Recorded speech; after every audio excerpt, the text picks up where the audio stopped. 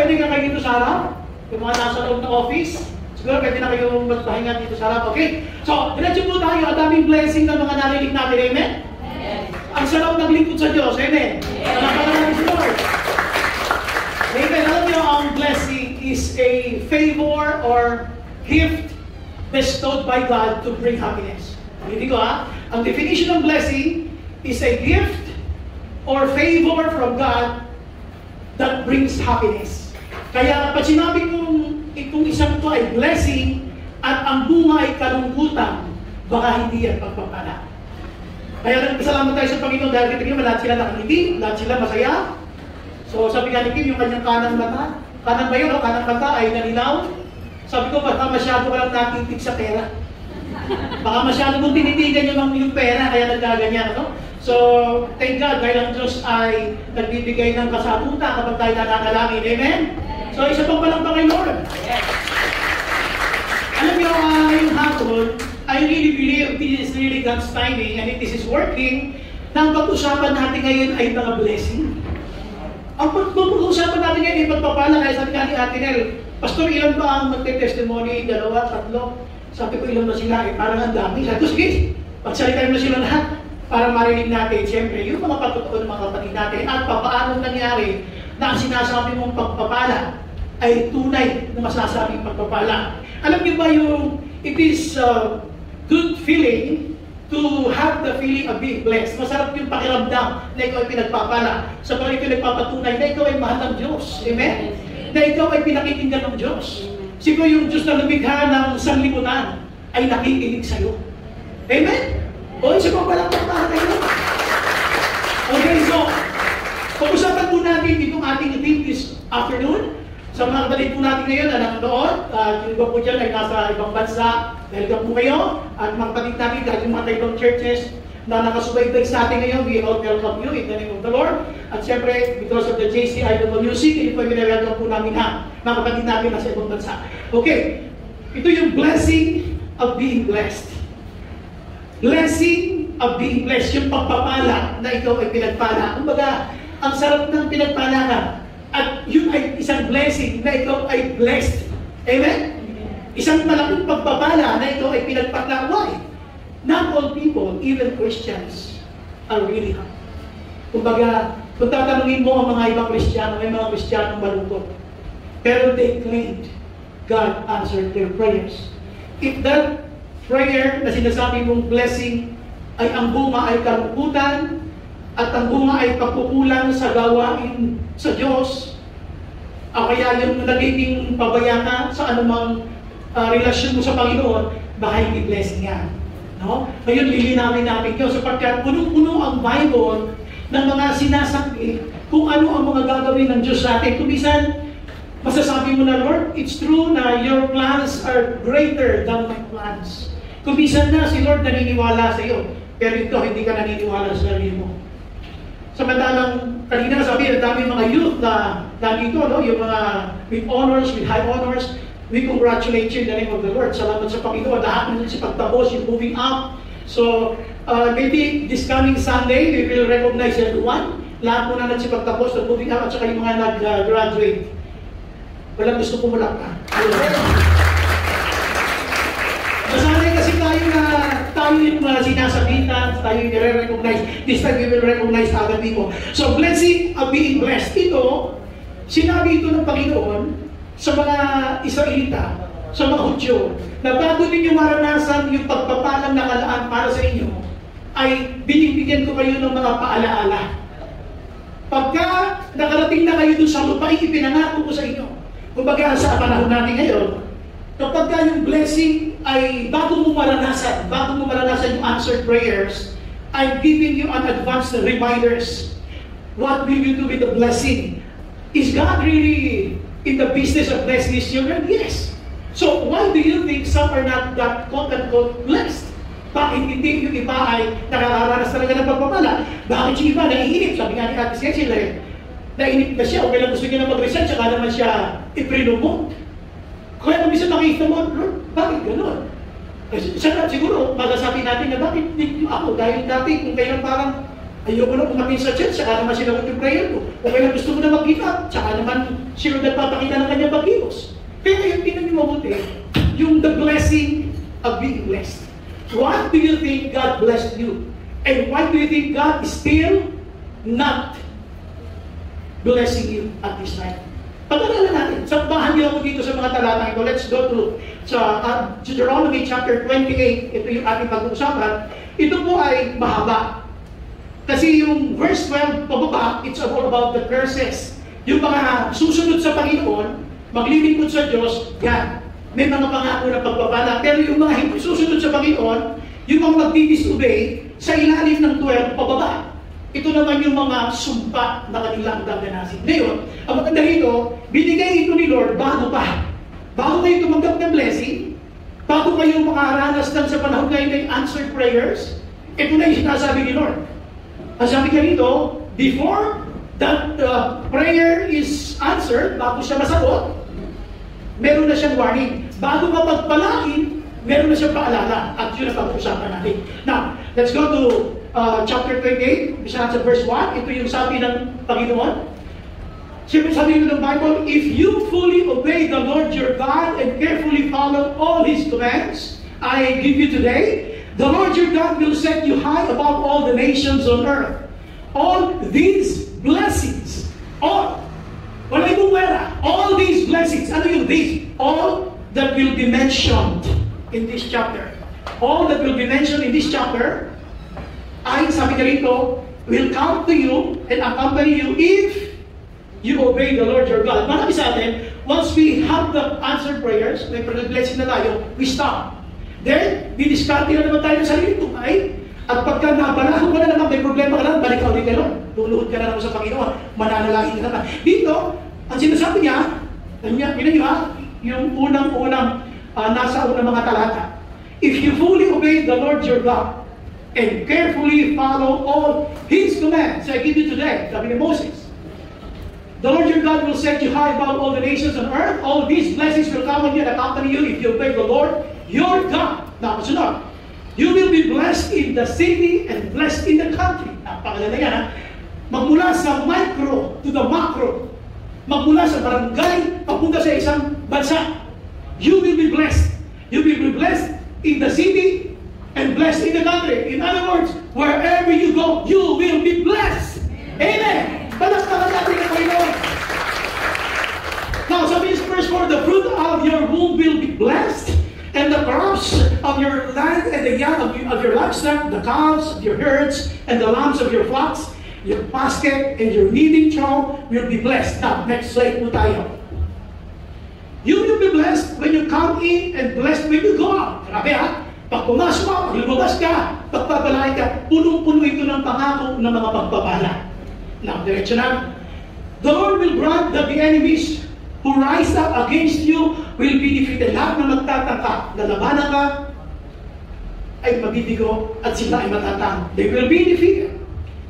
They will come at you from one direction but flee from you in seven. Galing halimbawa sila sa isang lugar para atakihin. Dahil hindi sila mananalo, silang lahat ay magkakawatak-watak. Sabi ko ng Bible, the Lord will send a blessing on your barns. Tingnan nyo, pinuputak tayo ng word of blessing.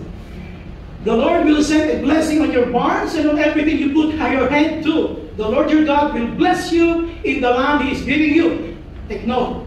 The Lord your God will bless you in the land. Hindi sinabi na He has given you. You will be blessed in the land He is giving. In the process.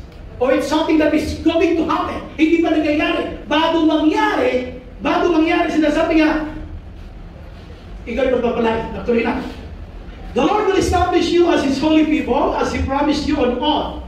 If you keep the commands of the Lord your God and walk in obedience to Him, then all the peoples on earth will see that you are called by the name of the Lord, and they will fear you. The Lord will grant you abundant prosperity. So, ulitin ko, hindi tayo prosperity preacher. Kasi alam nyo ngayon, yung prosperity gospel or prosperity preaching, ay makikita mo yan dito sa maraming ka-Kristyanuhan na parang sabi nila yun daw ay kulto. Yes, kasi nga, yung prosperity gospel, parang Puro blessing, pero hindi pinag-usapan ng kabanalan, ng pagsunod sa Panginoon, wala na yun. So, dito kasi nakasulat, the Lord will give you, grant you abundant prosperity in the fruit of your womb, mula sa iyong mga anak, the young of your livestock, and the crops of your ground, in the land He swore to your ancestors to give you. Sabihin natin, the Lord will open the heavens. Grabe ha. Bubuksan ang isang kalangitan para kayong pagpalain. The Lord will open the heavens, the storehouse of His bounty, so send rain on your land in season, and to bless all the work of your hands. Kaya huwag kayong magtaka, bakit ang dami yung testimonies. Amen? Palampakan natin yung aming Panginoon. You will lend to many nations, but will borrow from none. The Lord will make you the head, not the tail. The Lord will make you the head, not the tail, if you pay attention to the commands of the Lord your God that I give you this day, and carefully follow them. You will always be at the top, never at the bottom. Do not turn aside from any of the commands I give you today, to the right or to the left, following other gods and serving them. Ito ang sinasabi lang niya. Bago ka makatanggap ng blessing, you prepare yourself. Do you really deserve to be blessed? Tanungin mo yung katabi mo, ready na ba ako? Ready ba ako? Sige, tanungin mo katabi mo, ready na ba ako? Sagutin mo sa'yo, pero ko sa'yo. Why? Kasi kung minsan alam nyo, the Lord, alam si Lord, hindi maramot. He is willing to bless us. The question is, are you ready? Sometimes, the character is being overtaken by material blessings. And when that thing happens, that's the moment na ang failure na ng Christian ay nag-uumpisa. Mag-uumpisa ng i-compromise mo ang values mo sa Christian kapag ka na-overtaken ka ng material blessings, yung character. Kaya dito, this is to titignan nyo puro blessing, ano? Pero kung titignan nyo mabuti, God wanted them to be an obedient child of God before this thing will happen. Bago kita magpalain ka na, gusto ko matuto ka sumunod sa akin. So tayo lang, yun mo, tayo manalangin, hilingin natin ang pagsama ng Diyos sa ating pag-aaral ng kanyang salita. Lord, we are so thankful for this afternoon. Salamat po, Panginoon, for your word that we're about to discuss. Lord, we need your guidance. We need the Holy Spirit to explain to us everything, Lord, about your word. That's why we invite you, Lord, to be with us. Samahan niyo kami. At bawat isa sa amin, Lord, na nandito, Panginoon, kausapin niyo po kami. Ipaunawa mo sa amin, ipaintindi mo, Panginoon, ang tunay na kahulugan ng pagpapala. At ang pagpapala, sinasabi ng Bible, Panginoon, ay palakala namin bilang iyong mga anak. Salamat po, Lord. Open our hearts, our minds, at bigyan niyo kay Panginoon ng malalim na interes sa pakikinig ng mga salita. Salamat po, Panginoon. Mag-usap kayo bilang isang anak mo, mag-usap kayo bilang isang member ng church at bilang isang leader ng church. Mag-usap kayo sa amin bilang isang Christian. Salamat po. This all we pray in Jesus' name. Amen. Amen. So magpalakpag kay Lord.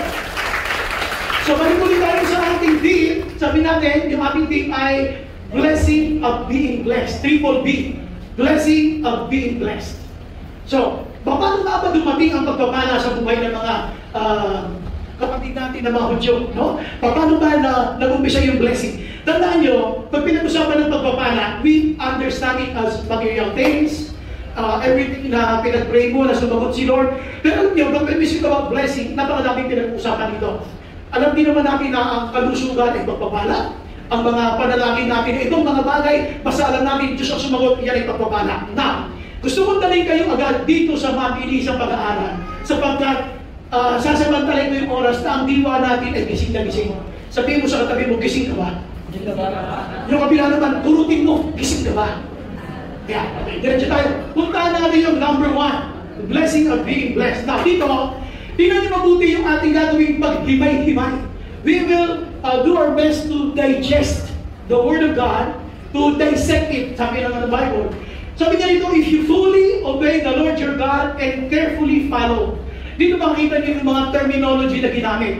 Talagang buong ingat, well-chosen words were mentioned here. Diba? Piling-piling mga salita ang sinabi dito kung paano tayo magpapalain ng Diyos. Now, ano ang gusto sabihin niya dito? If you fully obey the Lord your God, kumbaga, hindi lang half-hearted, kumbaga, full obedience. Hindi lang half obedience, full obedience. If you fully obey the Lord your God and carefully follow, ano yun? Instructions. Ito yung law. Sa panahon natin ngayon, yung Bible. If you fully obey the Lord your God and carefully follow all His commands. All. Sabihin mo nga, all. Sa katabi mo, sabihin mo, all. Kaya malinaw ha, all.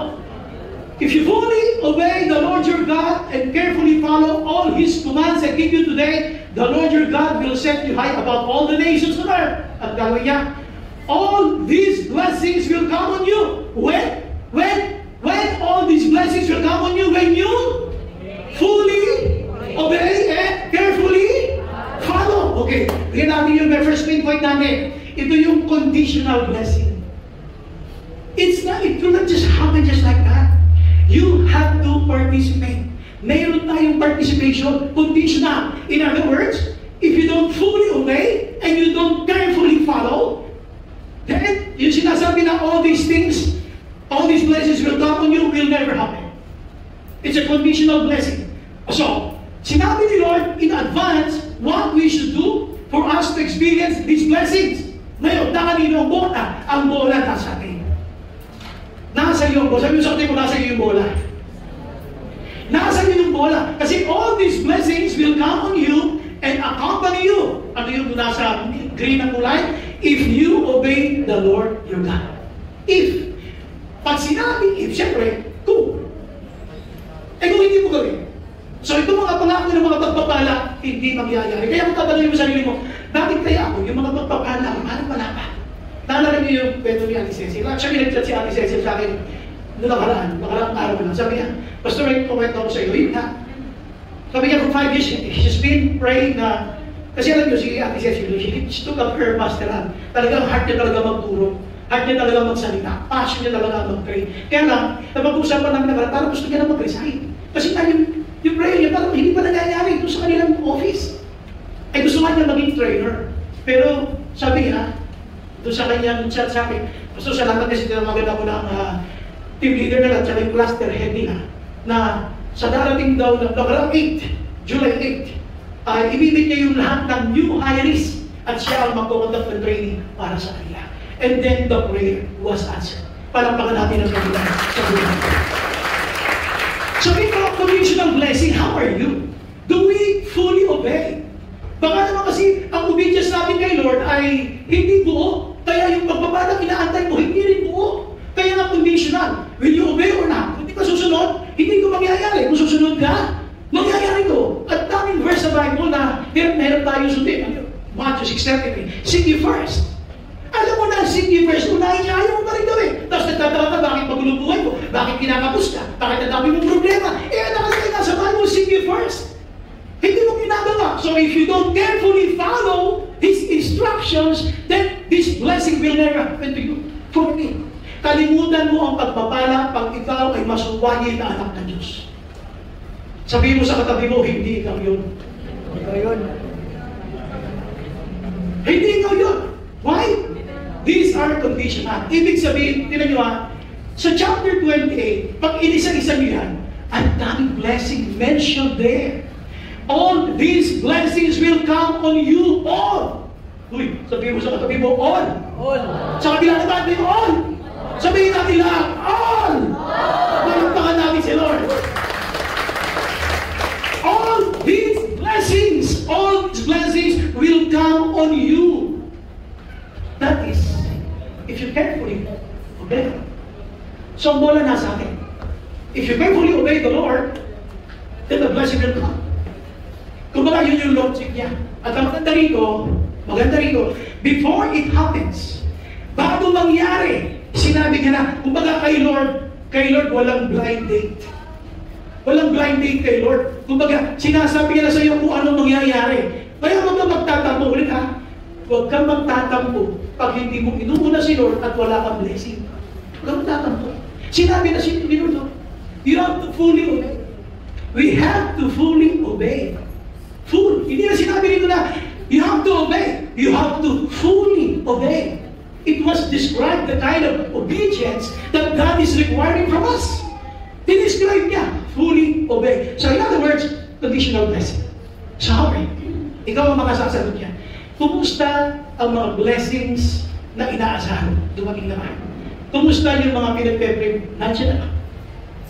Kumusta yung pinagpe-pray mo na yung iba ay dumating na. Yung iba, parang wala pa. Tandaan nyo the Bible is very, very clear. If you fully obey and carefully follow, all these blessings will come on you. Ano mangyayari doon? And accompany, sabihin, sasamahan ka. Hindi lang dadating sa iyo, sasamahan ka pa niya kahit sa pumunta. Ano sabi kanina? When you go into the country and in the city, from city to country, kahit sa pumunta, pagbabalain din kasi sumusunod ka sa akin. Amen? Palapakan natin ang Panginoon. Alam niyo, may tinatawag kasi na sa blessing kasi may tinatawag na common blessing and special blessing. Ang common blessing, sa iba ang term nito ay common grace. Sa iba naman, ang tawag doon sa special blessing ay special grace. Ano yun? Ito kayo na halimbawa. Ang common grace, yung sinabi ng Book of Matthew, na sinabi ni Jesus na sa mabuting tao at sa masamang tao ay pinapapatak niya ang ulan at pinasisikan niya ang araw. So, ibig sabihin, masamang tao naman, masuwayin ka ng Kristiyano o hindi, pagsikat ng araw, hindi sa bahay mo lang. Damay pati yung masamang tao. Kaya, common. Ang tawag nila, common grace or common blessing. And a special blessing. Ito yung sabi ng Bible na, whatever you ask in my name, I will do it because you are a child of God. Gagawin mo yun, yung special blessing yun, sapagkat anak ka ng Diyos. It is going to happen. Yun ang special grace or special blessing. Ngayon, bakit conditional? Nasa iyo muna. Ang basihan ng pagpapala ng Diyos, nakadepende sa iyo. Kung hindi ka susunod sa Diyos, hindi ka niya magpapalain. Kaya nga may warning eh. Kung susunod ka naman, ang ganda na sinabi ng Bible, all these, plural, all, tapos to plural, all these, tapos plural pa rin, blessings will come on you and accompany you. Whether you go to the city or the country, I will be with you. Hindi ka iiwanan ng aking mga pagpapala.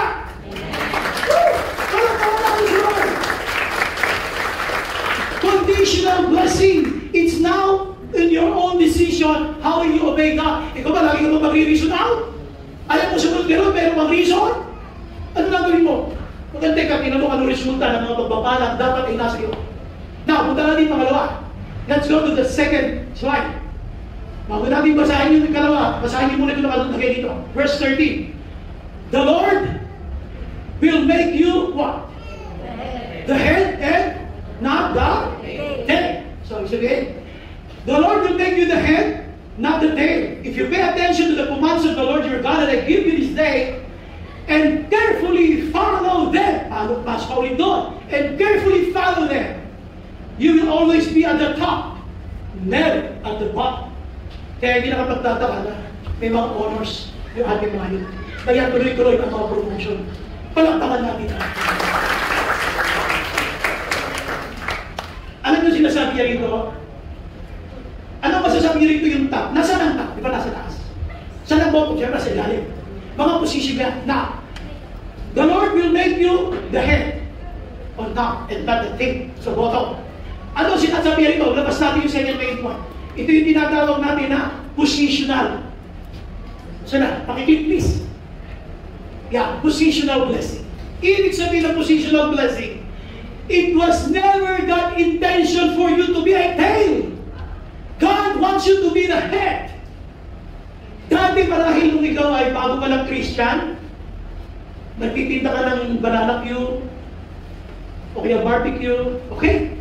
Pero dahil lumalim ka sa Panginoon, nakakilala ka sa Diyos, pinagpala ka niya.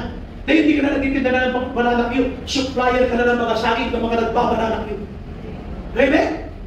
Marahil nung una, nagtitinda ka lang ng barbecue. Ngayon ikaw ng supplier ng mga baboy sa mga lugar na sa mga palengke. Why? You are now at the top, never at the bottom. In other words, God is willing to bless you if you can carry the position. Are you ready? Yun ang pinag-uusapan, kaya mo ba? Anong imitan ng sarili mo? Kaya mo ba? Ano yung sarili mo? Sabi mo, yung sarili ko, yung katabi mo na lang. Yung kaya mo ba?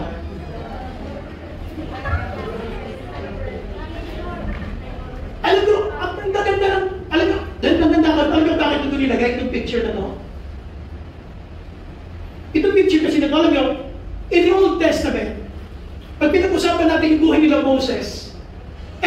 yung Old Testament, hindi the New Testament.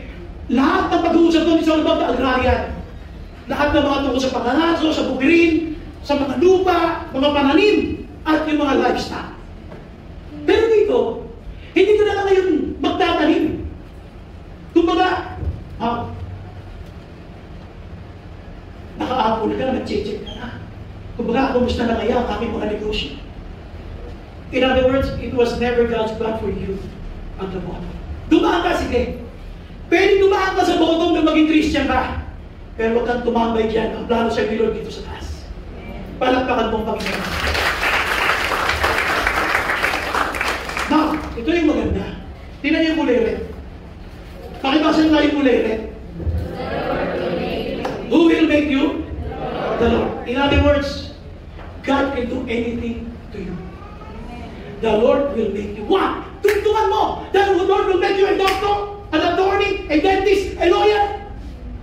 What? The Lord will make you what? The Lord can only do things na gusto niya para sa iyo. Ano? Positional blessing. Kaya mo ba? Ang problema kasi, pag pinagpala tayo, nawawala tayo sa mission. So, sunod ng konti, biglang mawawala. Sinagot na Lord ng prayer niya, biglang nawala sa gawin.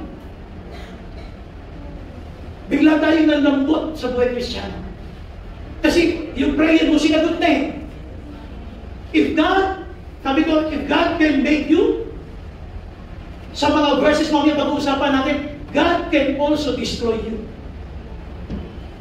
If God can bless you, God can also curse you.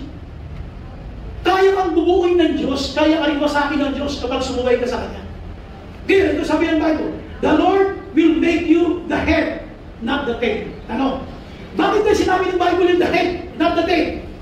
Ano ba yung tail? Sunod-sunuran! Punasan yung head, nandun yung tail. You are my child, sabi ni Lord. I'm giving you wisdom. Don't follow the trends. Set the trend. You are now the head. Stop following what is viral. Create a viral. Amen! Palagpakan natin si Lord. Ang sinasabi niya rito ay, God can do anything to you. God can bless you. Kaya huwag mo ka maniniscary sa buhay nito. Noong una, pwede na, tail ka lang, sunod-sunod ka lang. Hindi pangarap ng Diyos sa iyo maging tail. Gusto ko yung maging head. Sabihin mo sa kanila, be a head. Alabitin mo, sabihin mo, be a head. Maging ulo ka. So, dito, ulitin mo na nga, you will always be at the top, never at the bottom. Question! Ay, makinig ko kayo sa akin. Paligay mo buti. Pastor, naranasan ko na mapunta sa top. Pag bumalik ako sa bottom, maraming tanong yan, Kristiyano. Pastor, dati nandito ako sa top, bakit nasa bottom ako ngayon? Why is that? Kaya nga tanong ko sa'yo, ayaw mo ba? Ang dami sa akin pinagpala. Pagkatapos yung pagpapala, nawala. Dati kang hit. Ngayon nasa bottom na. Why? You check. Tignan nyo, the Lord will make you the head, not the tail. Nakasandwich yung mga white na yan, with this verse. The Lord will make you the head, not the tail. The Lord will always want you to be at the top, not never the bottom. Nakasandwich. Ano yung nakasandwich? Ayun puti. If you pay attention to the commands of the Lord, God, that I give you this day, and carefully follow them. In other words, may mga bagay na hindi tayo sinusunod. Kaya ikaw, dati ka na nasa top, bumalik ka sa bottom. Bakit? May mga nawala. Anong nangyari? Hindi mo kasi sinunod eh, no? If you pay attention to the commands of the Lord your God, and that I give you this day, and carefully follow them. Kung minsan na lang pag pinagpala tayo, gumagaling tayo sa mga ngatwiran. Humuhusay tayo sa pakipag-argumento. Yung mga basic commands of the Lord, we refuse them. And we insist what we want.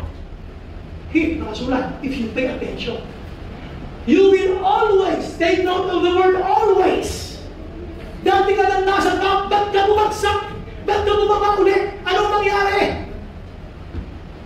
We're not paying attention to the commands of the Lord. Nagre-reason out tayo. Ayaw natin sumunod sa Kanya. Masama loob natin. You ask yourself, where are the blessings that you had the last time? Nasaan na sila? Nasaan na mga dati kong magpapala? Bakit wala na, Lord? Lord, bakit wala na?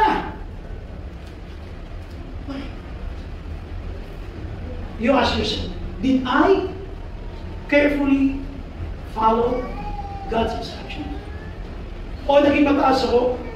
O naging mabaya ako? O nakatwiran ako sa Bible? O ay pinilit ko yung gusto mo, ayaw mo makinig? Alam niyo, meron akong boss na Chinese. I used to be the general manager of King Panda Group Foods. So may party na FB Harrison. Alam niyo, meron kaming meeting sa Traders Hotel. Diyan sa may Bolivar dyan. Sa may party ng UN. So bilang, lapit sa Manila Bay. Ross Bolivar. Sa Traders Hotel. Nag-meeting kami, sabi sa akin nung may-ari. Kasi yung King Panda Group Foods, as a general manager, iniiwan yung lalaki ako doon. It was owned by 3 Chinese and isang Pilipina.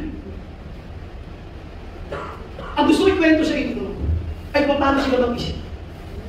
So, hingan lang nila ako ng P&L. Sinabing P&L, profit and loss. Hingan sila ng report. Anong profit natin, anong loss natin, magkano expenses, ganun lang usapan. Pag sinabi may expenses, ito ang losses, may profit ba? Pero, kunin lang yung profit. Tapos, ano yung forecast mo for this year? At ano yan, sa akin, forecast mo for this year. Napapakita ko sa kanya, magkano mo? Okay, anong potential income? Anong potential income pag binigay namin yan? Eto, ganun lang usapan. Tapos iwan na ako ng 3 Chinese na yun. Babalik na sila sa mainland China. So pagdating yan, kailangan yung sinabi ko sa report ko, kaya ko gawin.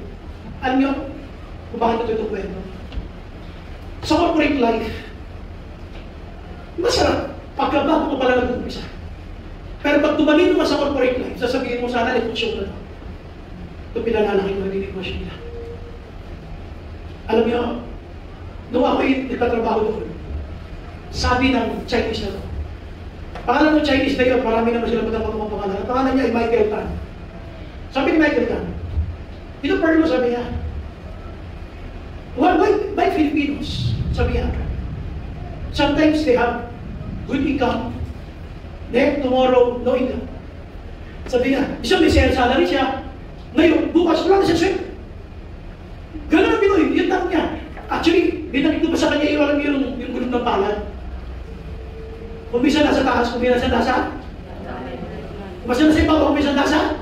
Nasa ilalim. Alam niyo sabi ko sa kanya, alam ko kasi, dinipensa ko ang mga Pinoy, siyempre Pinoy ako. Siyempre alam ko, sabi ko sa kanya, sa may-ari. Ang mga Pilipino, kung minsan, buhay niya sa taas, kung sa ilalim. Sabi niya, it's a lie. Ako, ito na, mukhang mag-argumento na kami. Sabi niya, it's a lie, don't believe that. Sabi ko, bakit kaya? Kaya maraming mga naghihirap. Listen ha? Kaya maraming naghihirap, sabi niya. Dahil sa paligid mga lalay, na ang buhay para puno ng palad. Kung isa nasa taas ka, kung isa nasa ilalim. Sabi niya, ito yung sinabi niya, pag nasa taas ka, do your best na huwag ka nang mailalim kailanman. Pag tumihid mo ron, para huwag ka nang mailalim ulit. Eh tayo hindi. Pag medyo maganda ang salary mo, maganda ang buhay-buhay, nakaredy mo ulit sa paghihirap na kasunod. Bakit ganun? Hindi nyo ba napansin sa corporate life, kung kailan malapit ang sweldo, saka wala kang pera. Doon na umpisa ng utangan. Uy, meron naman, wala pa ka sa akin. Yes, sweldo naman sa araw. Bakit ganun? What I'm saying is this. Sa Christian, once you're at the top, do your best para wag ka nang mapunta ulit sa bottom. Amen? Palampakan natin ito. Now, meron ito masunod na slide. Gusto ko makita sa inyo. Why atras mo na. Why do you think the Lord wanted you to be the head and not the tail? So you can influence more people. Alam niyo, kung isang Kristiyano, at may position ka sa kumpanya, use that to win souls. Huwag ka lang mahiya. Ako, hindi na ako nahihiya. Yung ba kasi sinasabi na, kung lang samantalahin yung position mo, para mag-share ka ng word of God. Samantala ko talaga. Why? Kailangan mag-share. Yung captured market na sila. Captured audience na yun. Kailangan lang makilala si Lord. Hindi nga ako mabasa ng verse, pero yung principles na binibitawan ko, puro biblical. Kaya naintindihan nila. Now, tuloy natin ito ha. Sabi niya, the Lord will make you the head, not the tail. Tapos sabihin ko, you will always be at the top Never at the bottom. Kumbaga positional yan. Now, tingnan nyo yung next slide dito. Pakikip lang. Seasonal blessing. Saan galing yung word na seasonal blessing? Sige. Ito lang tayo muna. The Lord will open the heavens, the storehouse of His bounty, to send rain on your land in season. That's seasonal. Ibig sabihin, yung pagpapalang dadating sa buhay mo, pakinggan nyo ito kapag sumunod ka sa Diyos, hindi ka nakatwiran sa Diyos, pag pinagpapala kita, huwag ka matakot mag-tides. Yung iba kasi habang pinagpapala, lumalaki yung tides, ayaw bitawan. Ang titignan mo yung makikira. Ang titignan mo yung maiiwan, hindi yung bibitawan. Kasi yung maiiwan, mas malaki pa rin kaysa bibitawan. Amen? Mapalagpakan natin siya. Tingnan nyo kung anong gagawin ng Diyos. Kanina, the Lord will make you. Nakalek yun. Dito, the Lord will open. What? The Lord will open. The Lord will open the heavens. Bubuksan ng Diyos ang kalangitan.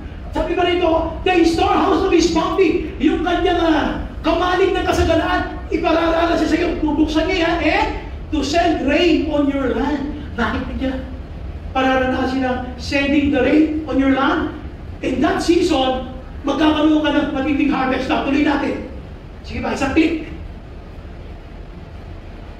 To send rain on your land in season and to bless all the work of your hands. Pagpapalain ng Diyos ang lahat ng ginamita mo ng iyong kamay. Bubuksan niya pala kita. In other words, God will do everything to bless His child. And that is you.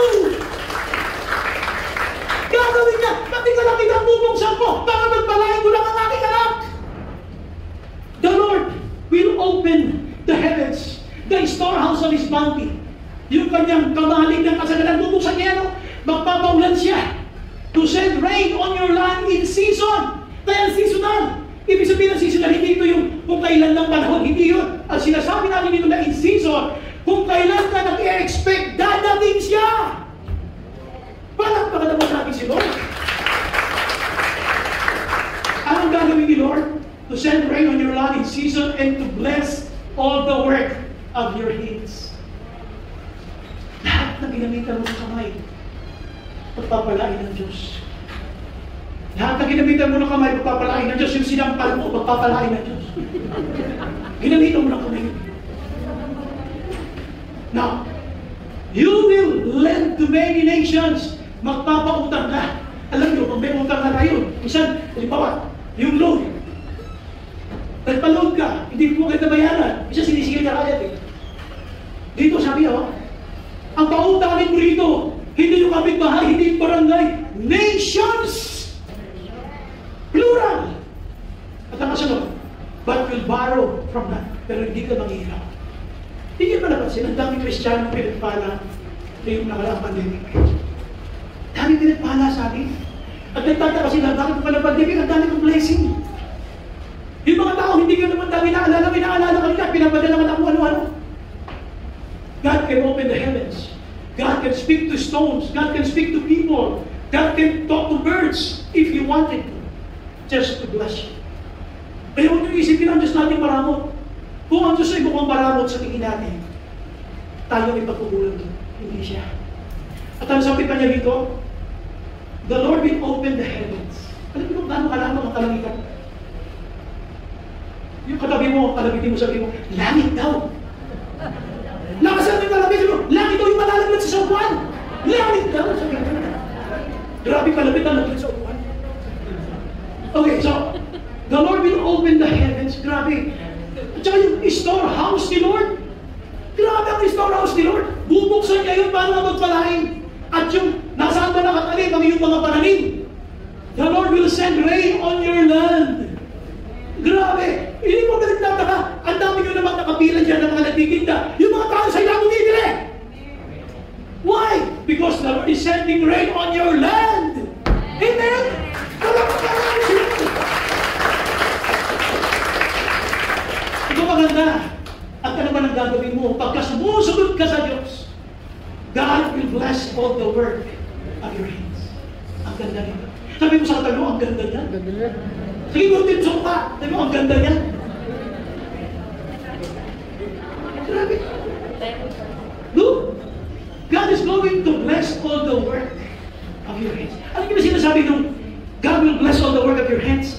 Hindi lang yung lahat na ginamit ng mga kamay. Kundi kahit saan ka mapunta, kahit ano gawin mo, kahit ano itanin mo, pagpapalain na Diyos. Now, punta natin next slide. Ayan. Kahit ano itanin mo, magiging mabuhay. The Lord will send blessing on your barns. May letter S, plural. The Lord will send a blessing on your barns and on everything you put your hand to. Kaya huwag ka mag-expect na hindi ka magpapalain ng Diyos. Sumunod ka lang. Sabi mo, sumunod ka kasi. Huwag pati ka sa mulok. The Lord will send a blessing on your barns and on everything you put your hands to. Lahat ng gagawin mo, pagpapalain ng Panginoon dahil masunurin ka at hindi ka masuwagi. Yun ang sinasabi dito ng Bible. Ngayon, the Lord your God will? Who will bless you? Okay, who will bless you? Who will bless you? The Lord your God. Bakit kumisan? Mas kinukonsider natin ang ibang tao kaysa Diyos. Kung ang magpapala naman para sa iyo ang Panginoon. Why you always consider them? Bakit mo sila laging nag-iintindi? Stop. Tama na pag-iintindi sa kaliwa at sa kanan. Buti pa siya nag-iintindi, hindi ba nag-iibada? Palabang na natin si Lord sa kaliwa yun. Why? Iba ba hindi ka nag-iintindi? Ako na lang sabi ng bata. Mabuti pa siya naniniwala. Alam niyo, gusto kong makita niyo rito. The Lord your God will bless you. Ang ganda nito eh. Sino magbe-bless? The Lord your God. So, hindi sinabi na, my neighbor will bless me. Your neighbor will bless you. No! The person you are considering so much will bless you. No! Who will bless you? The Lord your God. Eh, bakit mo pinag-iintindi mga kapitbahay mo? Bakit importante sa iyo ang komento nilang lahat? Forget them. Focus on Jesus. It's only the Lord who can bless us. Palampakan natin. The Lord your God will bless you in the land He is giving you. Ano yung sabihin ko? Pagpapalain ka ng Panginoon sa lupaing ipagkakaloob ng Diyos. Sabihin, wala pa. About to receive, about to conquer, about to experience.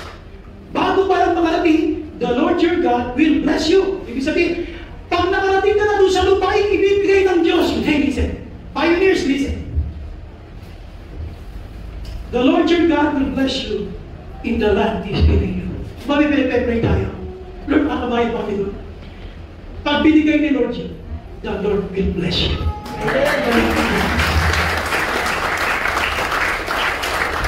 Hindi importante ang sasabihin ni brother o ni sister o ni kapatid, sino bang tao? God is the only one who is capable of blessing us. Hanggat sumusunod tayo sa Kanya, the Lord your God will bless you in the land He is giving. In other words, para ikaw, may pinag-pray ka sa Panginoon, wala pa. Dumating yung prayer, narisip mo yung prayer, sabi narisip mo yung sagot. Ano ba ang sagot ng Diyos yan? Hindi ka yan pababayaan. Pag ibinigay na sa iyo, in the land He is giving you, pag narisip mo na ng what God is giving you, the Lord will bless you there. Saan ka man makarating? Sa mga nabibigay sa iyo ng Panginoon, the Lord will bless you. All, sabi niya, all where your hand will do, lahat ng gagawin ng kamay mo, lahat yan ng gagawin ng iyong kamay, pagpapalain ng Panginoon. Palampakan natin. Now, ito pong blessing. Puntahan mo natin yung warning. Brass lang. I just want you to be warned. Gusto makita lang natin. Pakinig ka mabuti ha. Wala mo nang pakipagpwentuhan. Importante ka rin kasi nung susunod na slide. So, punta natin next slide. So, be warned when you disobey God. May warning. Kanina pinakita ha. Pag sumunod ka sa Diyos, ang daming blessing. May conditional blessing. Ano yung pangalawa natin? Hey, nakikinig ba kayo? Positional blessing, not pertaining. Seasonal blessing. Now, When you disobey God, be warned. Sabi mo, ayaw ko maniwala sa iyo, pastor. Eh, hindi ako naniniwala sa pinagsasabi mo. Ayaw ko maniwala sa iyo. Okay? Tingnan natin yung warning. Palitan natin yung slide na to. Next slide, please. Isang click lang. Verse 29. You will be unsuccessful in everything you do. Grabe yan. Pag sumulay ka sa Panginoon, you will never be successful in everything you do. You will be unsuccessful in everything you do. Kanina sabi, ano man ang gawin ng kamay mo, pagpapalain ko, pag sumusunod ka. Ayun, hindi sumunod, ayaw sumunod sa akin. In everything you do, you will be unsuccessful. Kahit ano gawin mo, hindi mo tatagumpay. Kahit saan ka magpunta, hindi mo tatagumpay. Kahit ano gawin mo, hindi mo tatagumpay. Take note of the word. Kulay-kulay yan. You will be unsuccessful. Why? Tinondar mo ang Diyos yan eh. Pinagmalakyan mo ang Diyos yan eh. Paano kanya magpapalaki? Ayaw mo na sumunod sa Kanya. Ang sinusunod mo, sarili mong isip. Yung idea mo, yung palagay mo. Ayaw makinig sa Panginoon. 29. Kaya may mga dat yan sa unahan. Kasi may mga unang mong binanggit yan. Hindi ko lahat pinilagay. Pero sabi niya, you will be unsuccessful in everything you do. Masakit yun. Walang tagumpay. Kahit anong project, kahit anong pasukin mo, lahat yan palpak. You will never be successful in everything you do when you disobey God. Ano pa? Another click, please. You will build a house, but you will not live in it. Lahat ng pinagpaguran mo. Pumili ka ng bahay, hindi mo ginagamit. Lahat yan. Lahat ng pinagpaguran mo. You will build a house, but you will not live in it. Hindi mo mararanasan na magamit.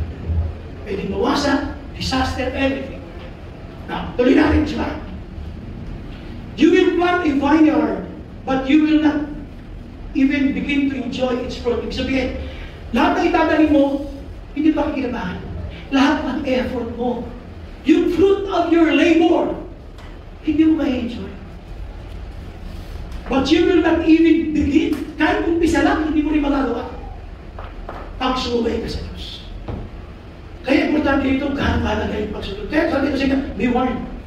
O ayaw mo makinig, nakakatwira ka sa isip mo, kanina pa habang pinaliliwanag ng blessing, o may warning. You will be unsuccessful. Masakit yun.